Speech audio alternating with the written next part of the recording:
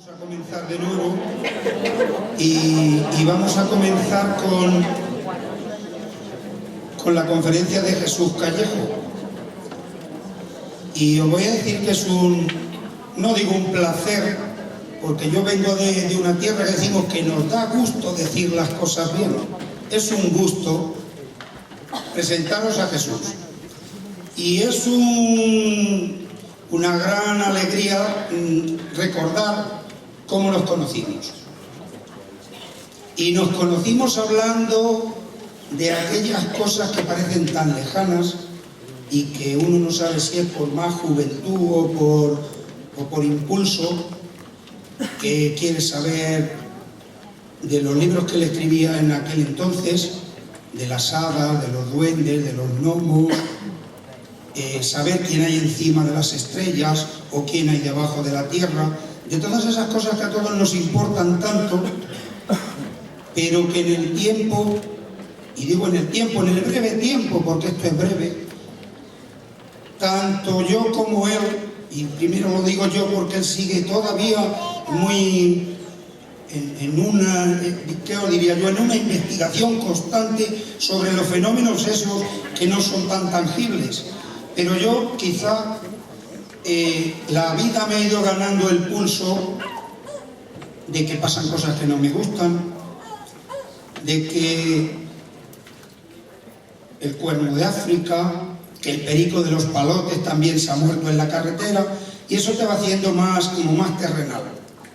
Pero recurro a sus libros para recoger de nuevo la ilusión, la esperanza, porque la imaginación de los escritos de Jesús es fabulosa.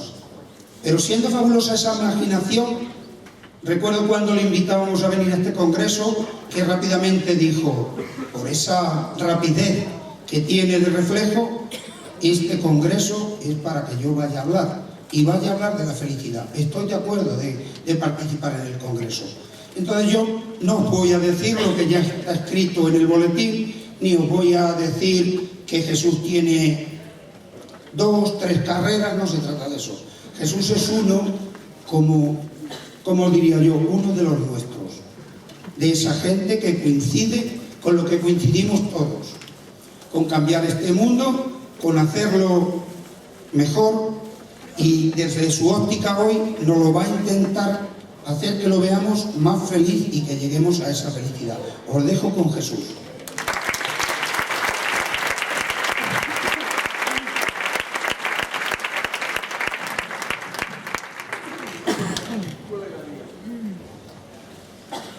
Bueno, pues nada. Muy buenas tardes a todos. ¿Se oye bien? Más o menos, ¿no?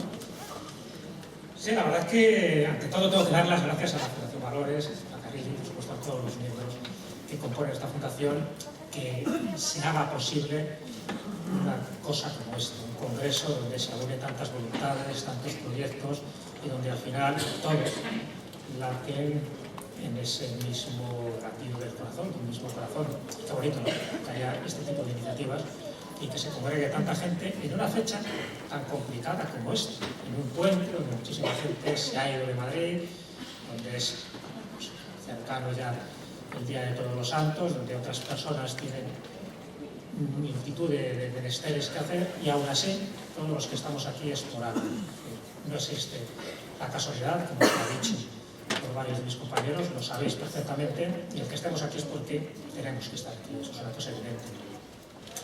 Y cuando Juan, que le agradezco esta cariñosa presentación que me ha hecho, me comentó la posibilidad de venir a este congreso del que había oído hablar, pero que no había estado nunca hasta hoy, pues bueno, me hizo ilusión, porque yo sé que todo está imbricado, todo tiene una conexión invisible, y por alguna razón tenía necesidad de conocer más de cerca a la gente que compone este congreso, esta fundación. Algunos ya los conocía, pero bueno, a otros pues era el momento de conocerlos, de compartir intereses, inquietudes, y siempre unidos un poco por un mismo denominador común, que es el ansia de la felicidad.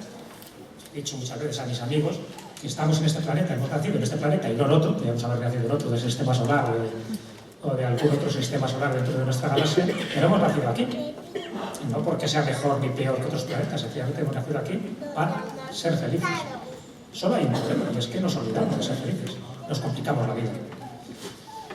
Así que todo lo que os voy a contar esta tarde no son invenciones mías, no es algo que yo me haya creado, sino que es algo que os voy a recordar, porque todos, absolutamente todos los que estéis aquí, sabéis lo que os voy a decir.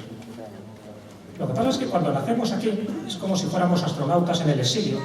Se nos ha perdido el manual de instrucciones y no sabemos muy bien un poco qué hacemos, ¿no? Las clásicas preguntas de qué hago yo aquí, qué soy, para qué existo, y de ahí viene pues multitud de depresiones y de desarreglos mentales porque no acabamos de entender muy bien cuál es nuestro papel y cuál es nuestra misión en esta vida.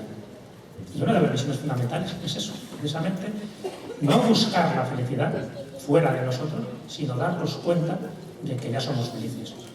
Pero para eso hace falta recordar varias cosas. Para eso es necesario que incluso en esta época, donde parece que hay pocos motivos para la felicidad, en una época de crisis económica, 5 millones de parados, conflictos bélicos en multitud de países, da la sensación como, bueno, hay motivos para ser felices. Prácticamente todo nos indica de que tenemos motivos para ser desgraciados, para sufrir, para lamentarnos de nuestra suerte, para que se convierta en una realidad aquello que decían en el catecismo de que esto es un valle de lágrimas. Bueno, eso es una falsa programación que nos han hecho desde pequeños. Esa sensación de que estamos aquí para sufrir. Y nada más lejos de la realidad. También es verdad que todo depende en qué país y en qué circunstancias nazcas. Pero básicamente, incluso en los países menos desarrollados, su cota de felicidad es totalmente distinta y mayor que en los países desarrollados, como bien sabéis. Entonces, si queréis, para empezar, empezamos con un pequeño cuento. Es decir, en el fondo hay cuentos de sabiduría que nos indican o que van directamente hacia el centro de nuestro corazón para siempre recordarnos lo que ya sabemos. Este cuento dice que había un burro ya bastante mayor, que tropieza y se cae a un pozo. Y el dueño, el labriego de ese burro, pues se queda cavilando porque era bastante costoso sacar a ese burro. Y empieza a pensar, bueno, la verdad es que el burro ya es viejo, ya ha cumplido la misión que tenía que cumplir, y además yo tenía que cegar este pozo. Así que voy a matar 2 pájaros de un tiro. Y reúne a una serie de vecinos y empiezan a echar tierra a ese pozo. Dice, total, el burro ya no me sirve para nada. Os podéis imaginar los rebuznos del burro dentro del pozo, que no entendía muy bien por qué encima le estaban tirando tierra en lugar de sacarle y de salvarle. Y poco a poco están empeñándose la tarea y van echando más tierra, y se oyen los rebuznos lastimeros de este burro, pero bueno, su suerte estaba echada. Hasta que, cuando ya llega un rato de que han echado ya bastantes paladas de tierra, el dueño de ese burro mira por encima del brocal y se da cuenta de algo con lo que no contaba. Que el burro, a cada palada de tierra que se le estaba echando, se removía un poco, se quitaba la tierra y iba ascendiendo un poco más. Y cada palada de tierra iba subiendo un poco más. Hasta que llegaba un momento en que, gracias a que ese pozo se estaba taponando con la tierra, el burro va subiendo y sale a la libertad. ¿Qué moraleja podríamos sacar de todo esto? Muchas, como os podéis imaginar. Hay mucha gente que se podría identificar con este burro, en el sentido de que considera que la vida es angustiosa, que está dentro de este pozo negro, que no ve salida, y encima, para colmo, le están echando tierra continuamente en el trabajo, en la familia. Y no se da a veces cuenta que esa tierra posiblemente sea el nutriente de esa libertad, que es lo que le está permitiendo precisamente cambiar su perspectiva. Claro, cuando lees este tipo de cuentos de sabiduría, pequeñas joyas de ese conocimiento ancestral, yo me preguntaba si alguien ha tenido la osadía de intentar buscar una serie de normas o de reglas para ser felices. Porque en el fondo, esta inquietud que tenemos la han tenido otras personas a lo largo de muchas generaciones y de muchas culturas. Puede ser que haya alguien, llámese cultura o llámese un iniciado, que le haya dado por glosar esas cosas que tenemos que hacer o incluso las que no tenemos que hacer. Y me di cuenta de que, claro que sí, que hay muchas tradiciones donde, gracias a su experiencia, a esa experiencia forjada durante años y durante siglos, sabe perfectamente lo que un ser humano tiene que hacer para intentar encontrar esa cuota de felicidad. Y sencillamente que nos recuerde para qué estamos aquí. Y una de esas culturas es la cultura tolteca. Ahora está muy de moda la cultura maya, pero la cultura tolteca dentro de esas culturas mesoamericanas fue contemporánea de la maya, es decir, estamos hablando del 700 al 1000 después de Cristo, donde se desarrolló en parte de Yucatán. Una de las ciudades más conocidas es la de Tula, los famosos atlantes de Tula, que son unas figuras totalmente enigmáticas. Y esa sabiduría tolteca que se ha ido transmitiendo de generación en generación, igual que también hay una sabiduría maya y olmeca y azteca, pero la tolteca se ha transmitido de esa generación en generación, normalmente por vía oral hasta que se pone por escrito, y uno de esos descendientes de la cultura tolteca, Miguel Ruiz, ha escrito hace poco un libro que se llama Los Cuatro Acuerdos. Y Los Cuatro Acuerdos lo que intenta es reflejar en 4 pinceladas esa ancestral cultura tolteca que lo que nos está diciendo es lo que hay que hacer en función de esa experiencia acumulada. Y el primer acuerdo que establece Miguel Ruiz en esta obra es la de sé impecable con tus palabras. Sé impecable con tus palabras. ¿Por qué dice eso? Porque sabéis que las palabras tienen poder. Cuando nosotros decimos a alguien te quiero o te odio, estamos lanzando una carga energética directamente hacia su corazón. Y las palabras pueden matar, pero también pueden sanar. Por eso hay que ser impecables con las palabras. Tenemos que ser conscientes qué decimos y cómo lo decimos. Y ese es uno de los 4 acuerdos de esa civilización tolteca. El segundo es no tomes nada de forma personal. Absolutamente nada. Ese es uno de los grandes motivos de insatisfacción y de sufrimiento. Lo tomamos todo a nivel personal. ¿Qué quiere decir esto? Que cuando alguien te dice que eres una persona terrible, no por eso te conviertes en una persona terrible. Y si alguien te dice que eres una persona maravillosa, no por eso te conviertes en una persona maravillosa. No nos tomemos las cosas a nivel personal o tan a pecho, como se diría en otras ocasiones, porque eso casi siempre es una fuente de intranquilidad, es una fuente de angustias. Tercer acuerdo, que todo está glosado en estas frases, está glosado, ya digo, toda una cultura milenaria. El tercer acuerdo es no hagas suposiciones. Es decir, no critiques, no rumores, porque eso envenena el alma. Si tienes alguna duda, certifícalo. Vete a preguntar a esa persona, vete al origen de ese problema, pero no hagas suposiciones, porque esas suposiciones es lo que, ese rum es lo que hace que tengas pesadillas y que luego, efectivamente, te envenenen ese espíritu y al final acabes haciendo las cosas que no deberías hacer y sencillamente porque te has basado en esas suposiciones y en esos rumores. Y cuarto y último acuerdo que establece Miguel Ruiz en su obra, haz siempre lo máximo que puedas. Haz siempre lo máximo que puedas. Es como decirlo en otras palabras, eso lo han dicho muchos maestros de la espiritualidad. Sé impecable siempre con tus acciones. Ni te juzgues severamente, ni te compares con otros. Porque si te comparas con otros, siempre vas a encontrar a gente mucho mejor que tú y mucho peor que tú. Por lo tanto, siempre que hagas algo, hazlo lo mejor que sepas y que puedas. Tal cual, nada más. Eso que se llamaría profesionalidad. Pues algo tan sencillo como eso, ¿cuántas veces nos cuesta trabajo asimilarlo y hacerlo? Siempre cualquier cosa que se haga hay que hacerlo con la mayor impecabilidad.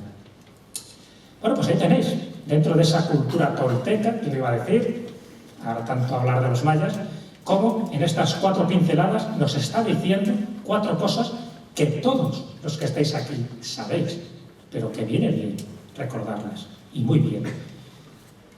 Claro, dicho así, la pregunta es, muy bien, yo lo puedo hacer esto y más cosas, pero ¿realmente yo con esto consigo ser feliz? ¿Realmente hay una persona que pueda acreditar que ha sido feliz o que reconozca que es feliz? No sé si muchos de vosotros os enterasteis de una noticia que salió no hace demasiado tiempo, creo que fue en el 2007, donde hubo unos titulares en varios periódicos, pero en concreto también en el periódico El Mundo, ponía en letras grandes: el hombre más feliz de la Tierra. Se había descubierto quién era el hombre más feliz de la Tierra, y era noticia. Y curioso que sea una noticia algo positivo, en lugar de ser una desgracia, como suele ser lo habitual en los medios de comunicación. El hombre más feliz del mundo. Entonces me interesó aquella noticia. Dije, bueno, vamos a ver quién es el que dice que es el hombre más feliz del mundo. Si lo dice él o lo dicen otras personas. Bueno, pues no lo decía él. Fue un estudio científico que se hizo en la Universidad de Wisconsin, en Estados Unidos, y analizaron una serie de personas para saber el grado de felicidad que tenían. No se ganaba dinero con esto, para nada. Y hubo una persona que se sometió a este estudio voluntariamente, no era un concurso. Él se sometió voluntariamente para ver si realmente esos parámetros que exigía la Universidad de Wisconsin se cumplían. ¿Y sabéis quién era esta persona? El que la universidad tuvo que reconocer que era la persona más feliz de la Tierra. Era Matthew Ricard. Matthew Ricard, o Ricard, francés, hijo de un gran filósofo ateo, Jean-François Revel, es una persona que es biólogo molecular y que en un momento dado tuvo la tentación de dejar su carrera, su éxito, el gran dinero que ganaba, dejarlo todo para convertirse en un monje tibetano. Se puso su túnica de azafrán, se fue al Himalaya, se fue a Nepal y se convirtió en un monje tibetano, y así estuvo durante 35 años. Cuando hacen este estudio, este análisis, poniéndole una serie de electrodos, porque bueno, hay toda una parafernalia para saber si realmente este hombre tenía unas ondas cerebrales y lo que él decía era verdad, es decir, que correspondía con ese grado de satisfacción y de felicidad. Cuando eso ocurre, él ya había pasado 35 años más o menos, que en aislamiento, que en soledad, que en sus oraciones dentro de este monasterio nepalí tibetano, en el que él se refugió de alguna forma de todo aquel oro, oropel, éxitos y alabanzas que él había obtenido como biólogo molecular. Y él hizo un libro, escribió, tiene varios libros escritos, ¿no? A raíz de que empezó a ser popular, es uno de los asesores principales del Dalai Lama, por ejemplo. A raíz de que se hizo popular, escribió un libro que se titula En defensa de la felicidad. Y en ese libro lo que intentaba era, bueno, dentro de su experiencia, imaginaros, la gran experiencia de Matthew Ricard, que es una persona grande dentro del mundo científico, muy conocida, a luego hacerse una persona dentro del mundo espiritual prácticamente anónima, donde nadie iba a verle ni nadie le escribía, sencillamente porque fue un retiro voluntario. Bueno, pues en defensa de la felicidad, en ese libro lo que intenta es resumir, según su experiencia, según su conocimiento, según ese contacto con lo trascendente, 10 aspectos distintos de nuestra vida cotidiana, desde nuestra familia, lo que es la alegría, lo que es la vejez, lo que es la muerte, y él intenta explicar cada cosa de esas dentro de su punto de vista. Su punto de vista personal. No acude a ningún maestro, no acude a opiniones más versadas que la suya, no. Sencillamente él habla con el corazón. Cuando le preguntan, por ejemplo, para él, ¿qué es la felicidad? Él dice que la felicidad no es una sucesión de placeres continuados, que al final llegas al hastío, sino que la felicidad es un estado de ser, una forma de ser. No hay que buscar esos placeres mundanos exteriores a ti, porque al final podrás tener todos los placeres que tú quieres, si tienes el dinero para permitírtelo, pero eso no te va a dar la felicidad. Al final te va a cansar esos placeres. ¿Por qué? Porque una vez que consigues todo aquello que quieres, querrás más, querrás más y querrás más. Y el deseo, el apego, es lo que te hace ser infeliz. Eso ya lo decía Buda, hace ya 2500 años. Por lo tanto, él decía que la felicidad es una forma de ser, es un estado interior. También lo decía Buda, que realmente la auténtica felicidad es la paz interior. Pero qué difícil a veces es conseguir esa paz interior. Así que, fijaros un poco el dato.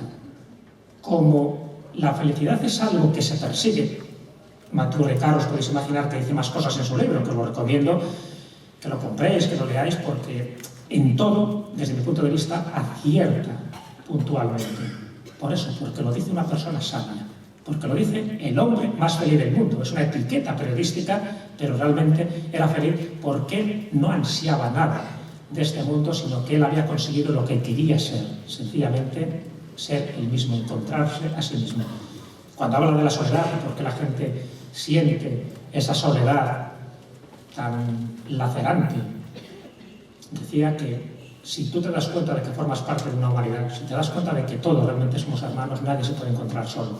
La gente se encuentra solo por un estado mental que tiene, porque cree que la gente le abandona, porque cree que la gente le hace el vacío, porque su enfoque es el pensar que su forma de ser es vivir en soledad, cuando realmente la soledad como tal no existe, porque todos estamos interconectados. Pero claro, para eso no hace falta que te lo digan, no hace falta sentirlo. O cuando él habla de la muerte, porque la gente tiene miedo a la muerte, él escribe en su libro que sencillamente la gente tiene miedo a la muerte porque le falta solo hacer una cosa, que es aceptarla. Si tú la aceptas, desaparece el miedo a la muerte. Pero nos negamos a aceptar eso. Y tantas pinceladas que os podría contar. Bueno, pues siguiendo la premisa de que, lógicamente, si todos queremos ser felices, si todos buscamos esas ansias de felicidad, pues para sentirnos mejor con nosotros mismos, y evidentemente si tú te sientes bien contigo mismo, estás haciendo feliz también a todos los que te rodean, es lógico. Es una especie de contagio de bola de nieve. Bueno, pues sabéis que se han hecho estudios para saber qué países, basándose en una serie de parámetros, son los más felices. Se han hecho estudios. Y no solo países, sino también por qué la felicidad genera otra serie de beneficios físicos en la persona. Pero, por ejemplo, en países hay muchos estudios, ¿no? Cada año prácticamente sale una especie de índice de prosperidad, índice de países que se consideran que son mucho más felices, ya digo, basándose siempre en ciertos parámetros evaluables, como puede ser la economía, como puede ser la sanidad, la educación, el gobierno, etc. Bueno, ¿sabéis qué países son los que casi siempre salen en las primeras posiciones cuando se buscan este tipo de parámetros? ¿Sabes? Casi siempre salen 2 o 3 países a reducir. ¿Qué pensáis? ¿Es que es Kenia? ¿Jamaica? No, España no está mal colocada, pero nunca sale primero. España yo creo que todavía nos falta un hervor a nivel de felicidad. Casi siempre es Noruega, Finlandia, Suecia, es decir, países escandinavos. ¿Pero por qué? Porque claro, si tú evalúas para tu grado de felicidad ese tipo de parámetros, es lógico. Es decir, a nivel de sanidad, a nivel de economía, de educación, pues cierto, sus ciudadanos tienen un grado de satisfacción mayor que la que pueden tener en España o que pueden tener en Italia. En este estudio que se hizo por el Instituto Legantur de Londres, que se hizo en este año, a primeros de este año, se analizaron 110 países. Los 3 primeros son estos que os he comentado. ¿Sabéis en qué lugar estaba España dentro de esos 110 países? El 23. El 23. Bueno, no estaba mal. Dentro del 23 no estaba mal. ¿Sabéis cuáles eran los últimos? Casi siempre son los mismos también. Igual que son los mismos los primeros, estos que os he dicho, estos países escandinavos, los últimos, os podéis imaginar también. Yemen, por ejemplo, Sudán, países, Etiopía, países que siempre están en el mayor grado de infelicidad, pero ya digo, y recalco, basándose en esos parámetros. Pero ¿sabéis qué? Hay un país en el mundo que, cuando evalúa este tipo de grado de felicidad o de satisfacción de sus ciudadanos, no solo se basa en este tipo de parámetros económicos, sociales, sino que se basa en el producto, no en el Producto Interior Bruto, sino el producto de felicidad bruta. ¿Sabes que hay un país que eso lo tiene a gala? El producto de felicidad bruta, o el Producto Nacional de Felicidad, como también lo llaman. ¿Qué país? Pregunta de trivia. Bután. Bután, cuando es la monarquía parlamentaria más joven que hay, su monarca, cuando llegó al poder en el año 74, tenía 18 años, fue el monarca más joven de toda la historia. Bueno, pues él, en Bután, imaginaros, perdido en el Himalaya, 700.000 habitantes, prácticamente inaccesible, había que conseguir unos permisos especiales para llegar allí. Pues él se dio cuenta de que ese tipo de parámetros no servían para países como el suyo. Entonces dijo que él creaba y creó desde el año 1974, cuando dio esa bienvenida a todos sus súbditos para intentar mejorar todo aquello que se había hecho mal en el pasado, pues una de las condiciones sine qua non que puso fue ni más ni menos que iba a instaurar ese producto de la felicidad bruta. Y desde ese parámetro, evidentemente, los butaneros, los butanenses, los de Bután, tienen un grado de felicidad muy superior. Cuando se hizo encuestas a ellos, dijeron que eran muy felices, el 45%, y felices, secas, el 55%, pero muy felices el 45%. Y aquellos que dijeron que no eran felices en absoluto, ¿sabéis qué porcentaje era? Un 3%. Siempre hay alguien por ahí que está perdido. El 3% solo en Bután. Claro, cuando hemos dicho antes que en el Instituto Legantur en Londres dicen que Noruega es el país más feliz desde ese punto de vista, claro, no tienen en cuenta otro tipo de factores. Sabéis que Noruega, por ejemplo, es uno de los países a nivel europeo que más suicidios tiene. Luego, por algo será.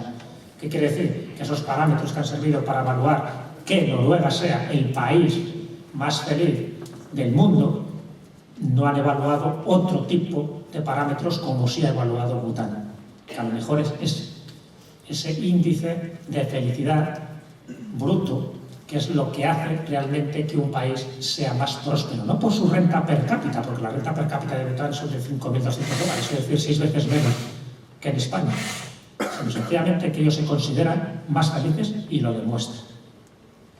Y eso es lo más interesante. Es decir, la posibilidad de que este mundo no se rija siempre por unos valores mecanicistas, totalmente económicos, con una serie de parámetros que puedes o no puedes manipularlos. Porque el grado de felicidad, eso sí que no lo puedes manipular, para nada, en absoluto.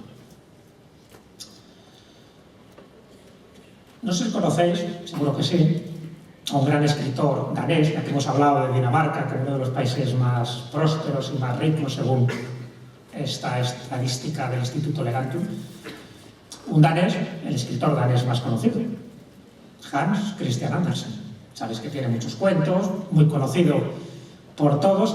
Habréis leído muchísimos de esos cuentos, desde el Patito Feo a la Sirenita, pero a lo mejor hay un cuento que no es tan conocido y que no habéis leído, que es La camisa.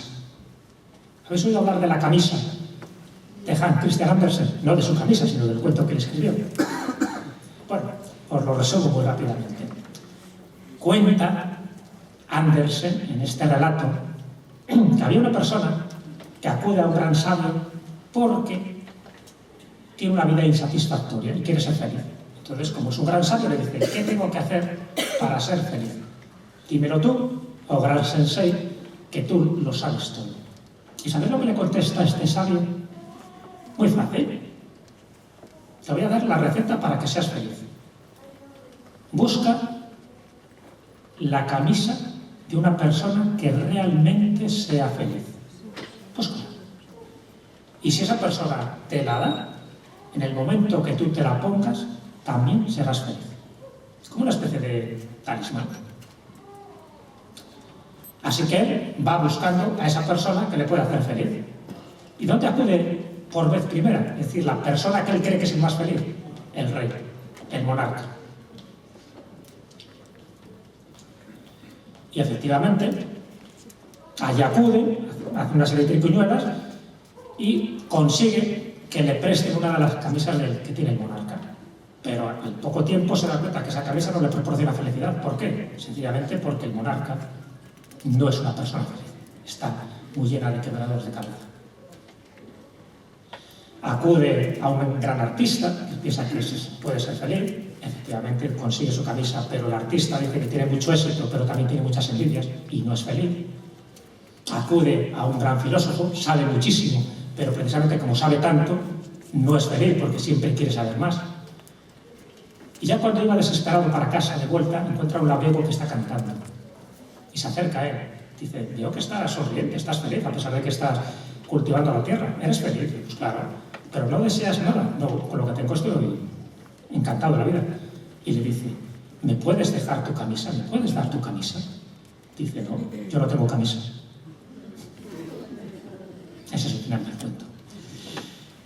Fijaros, siempre todo tiene su moraleja. Yo no os lo voy a contar. Esto es como decía Tony de Melo, dice en uno de los cuentos, ¿no? Dice: explícanos el cuento. Es como si yo cogiera la manzana, la masticara y luego te la diera, masticarla a nosotros. Pero ¿sabéis que hubo una persona muy famosa, muy poderosa, que con todos los días de felicidad que tuvo, me refiero a Terramán III? Terramán III, el califato de Córdoba, él muere en el año 961 y lo que no se sabía es que durante esos 50 años de reinado, él muere a los 70 años, pero durante 50 años de reinado, él había llevado puntualmente una libreta apuntando todos aquellos que él había sido feliz, de manera pura y auténticamente feliz, como refleja en su cuaderno. Cuando él muere, se encuentra esta especie de cuadernillo de manuscrito y ahí queda constancia de una frase muy curiosa. Dice: durante 50 años está reinando lleno de placeres, donde todo lo tenía, donde todo se rendía a mis pies. Dice, pero he estado contando aquellos días en los que he sido auténticamente feliz. Y esos días que he sido auténticamente feliz en estos 50 años de reinado suman 14. 14 días para Terramán III, que lo tenía absolutamente todo. Y pone como coletilla: nunca cifres tus anhelos en los placeres terrenales. Qué gran mensaje y qué gran sabiduría. Bueno, os podría contar miles y miles de cosillas, pero como el tiempo apremia y hay más ponentes, termino. Y termino con las 5 reglas para ser feliz. Es decir, como veis, hay muchísima gente que se preocupa por contar estas cosas, por recordaros lo que yo ahora os estoy recordando a vosotros. Y dentro de esa filosofía tibetana, de Solá, de Bután, de Mazalreka, hay 5 reglas de oro, 5 frases muy cortas en las que cifra el ser feliz. Que os las voy a decir, y puede ser un poco resumen de cantidad de cosas que os voy a contar y más cuentecitos que os podría narrar. La primera es: libera tu corazón del odio. Libera tu corazón del odio. Segunda: libera tu mente de las preocupaciones.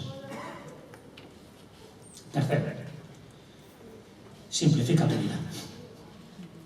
No os voy a hacer comentarios a cada una de estas. Podría hacer. Simplifica tu vida. Cuarta: da más y espera menos. Da más y espera menos. Y quinta: ama siempre. Ama siempre. Ha habido grandes pensadores que han dicho frases también lapidarias que están en consonancia con estas 5 reglas para ser feliz, 5 reglas del éxito, ¿no?, dentro de esta filosofía tibetana. Pero os voy a decir una sola frase, de las muchas que podía elegir. De Stevenson, de Pascal, de Voltaire, pues os voy a decir una, de Albert Camus. Albert Camus dijo una frase que para mí resume muy bien un poco estas 5 reglas para ser feliz o para encontrar un poco el sentido de la vida y esa paz interior. Él decía: no ser amado es una simple desventura. No ser amado es una simple desventura. La verdadera desgracia es no saber amar. Y espero y sé que todos vosotros, después de esto, algo os ha recordado, esa llave de la felicidad que todos tenemos escondida en el corazón. Sabéis que esa llave de la felicidad se activa con esa palabra, con el amor. Saber amar siempre. Muchas gracias.